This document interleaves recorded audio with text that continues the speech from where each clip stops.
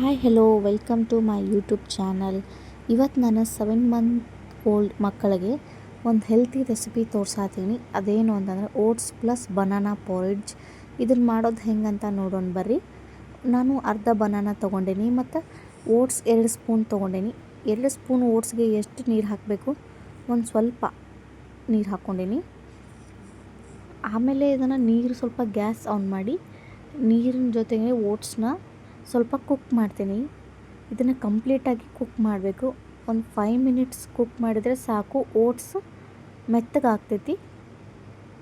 ನೋಡ್ತಾ ಇರ್ಬೋದು ನೀವು, ಈ ಥರ ಕನ್ಸಿಸ್ಟೆನ್ಸಿ ಬರೋವರೆಗೂ ನಾವು ಇದನ್ನು ಕುಕ್ ಮಾಡ್ಕೋಬೇಕು.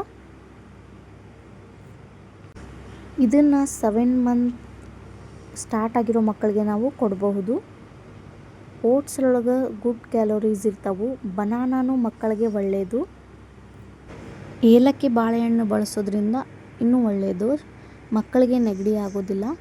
ನೀವು ವಿಂಟರ್ ಸೀಸನ್ ಒಳಗೆ ಕೊಟ್ಟರೆ ಏನಪ್ಪ ನೆಗಡಿ ಆಗ್ತೈತಿ ಅನ್ಕೋಬೇಡ್ರಿ, ನೆಗಡಿ ಆಗೋಂಗಿಲ್ಲ. ಕಂಪ್ಲೀಟಾಗಿ ಕುಕ್ ಮಾಡ್ಕೊಂಡಿರೋ ಅಂಥ ಓಟ್ಸ್ನ ನಾನು ಬನಾನಕ್ಕೆ ಹಾಕ್ಕೊಂಡು ಇದನ್ನು ಈ ಥರ ಗ್ರೈಂಡ್ ಮಾಡ್ಕೋತೀನಿ. ಗ್ರೈಂಡ್ ಮಾಡಿಕೊಂಡ್ರೆ ಪೋರಿಡ್ಜ್ ರೆಡಿ ಆಗ್ತೈತಿ. ಇದನ್ನು ನಾವು ಮಾರ್ನಿಂಗ್, ಮಧ್ಯಾಹ್ನ, ರಾತ್ರಿ ಯಾವಾಗ ಬೇಕಾದರೂ ಮಕ್ಕಳಿಗೆ ಸರ್ವ್ ಮಾಡ್ಬೋದು.